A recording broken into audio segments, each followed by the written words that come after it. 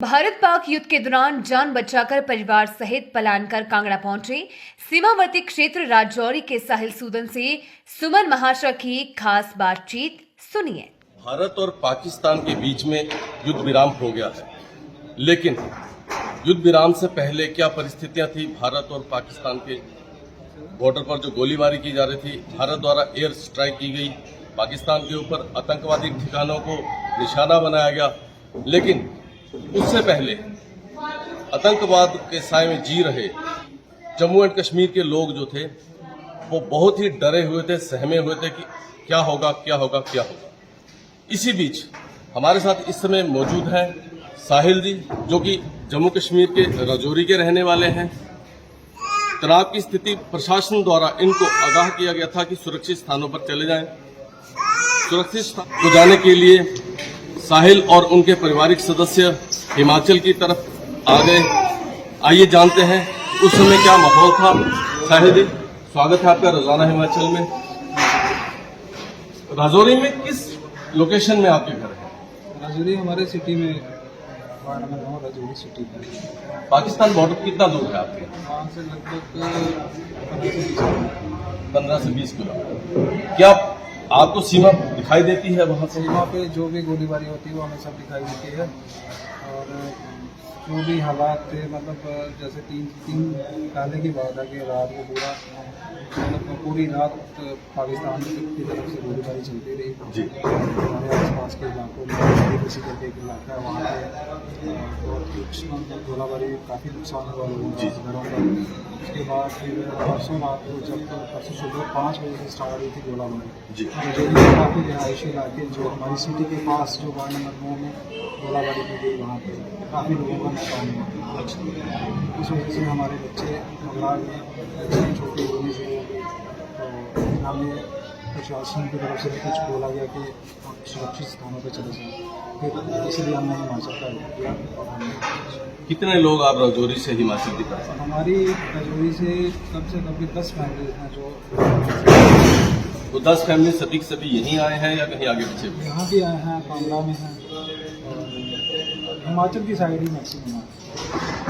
प्रशासन ने जब आपको आगाह कर दिया कि यहाँ सुरक्षित स्थानों पर चले जाएं, तो क्या प्रशासन ने आपको वहाँ से जम्मू पहुँचाने के लिए मदद भी की या अपने ही साधनों से आप आए? हम अपने ही साधन से आए हैं, प्रशासन ने हमारी कोई ऐसी हेल्प नहीं की।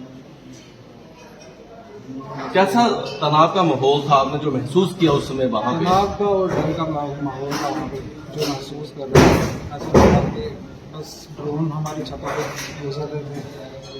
अगर हमारी इंडियन आर्मी नहीं होती शायद हम भी ना होते। हम प्राउड फील करते हैं कि इंडियन आर्मी जिंदाबाद। आपने इंडियन आर्मी की बात की और जिंदाबाद भी बोला, तो जो भारतीय सरकार है उसके लिए क्या कहना चाहेंगे? सरकार के लिए यही कहना चाहूँगा कि थोड़ा सा राजौरी पुंछ की तरफ भी ध्यान दें।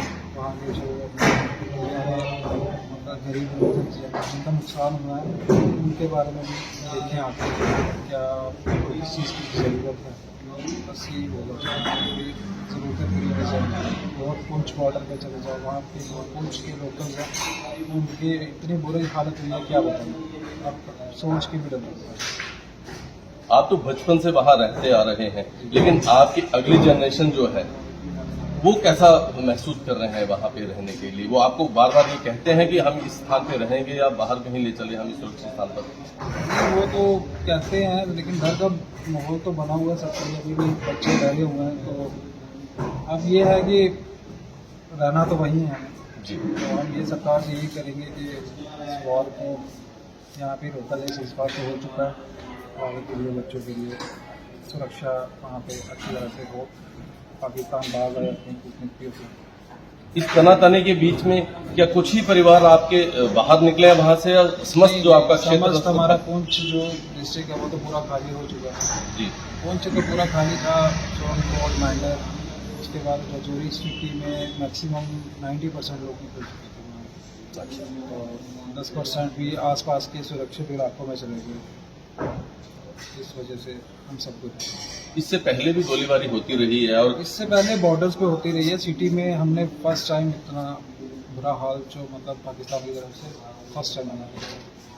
भारत और पाकिस्तान ने युद्ध विराम घोषित कर दिया था, उसके बावजूद भी कल फिर सांबा क्षेत्र में ड्रोन देखे गए हैं, तो इसको कैसे लेते हैं आप?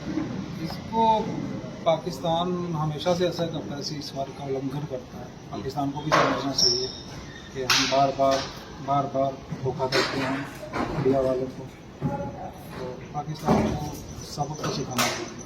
ठीक है, हिमाचल पहली दफा आया आप या इससे पहले? हिमाचल इससे पहले तो घूमने आते थे हम लोग, इस बार की वजह से वहाँ लड़ाई का माहौल। अब वापसी कब है आपकी? वापसी हमारी हम देख रहे हैं कल तक हमारी वापसी हो जाए। अब तो सिटी खुल चुकी है, हमारी सिटी भी खुल चुकी है और आसपास सब कुछ खुल चुका है। अभी लोगों से वहाँ आपके कोई रिश्तेदार अगर पहुंच चुके होंगे तो उनसे बातचीत हो रही है, तो वो क्या आपको परिस्थितियाँ क्या बता रही हैं? परिस्थितियाँ ये बता रहे हैं कि आ जाओ, अभी लेडीज बच्चों को लेडीज को अभी ना। अच्छा, तो ये देखा आपने, साहिल से हमारी बात हो रही थी, ये राजौरी के रहने वाले हैं और डर के माहौल में इनको पलायन करना पड़ गया। पलायन भी इस तरह से करना पड़ गया कि कुछ भी अपने साथ लेके नहीं आ, आनंद फानन में इनको हिमाचल की तरफ रुख करना पड़ा, क्योंकि ये तो युवा हैं, इनके बुजुर्ग भी हैं, लेकिन बच्चों को क्या जवाब देना था? अगर वहां कुछ अनहोनी हो जाती तो ये बच्चों को कोई जवाब ही नहीं दे पाते, कुछ भी हो सकता था। रोजाना हिमाचल देखते रहिए, हर पल की नई खबर जानने के लिए धन्यवाद।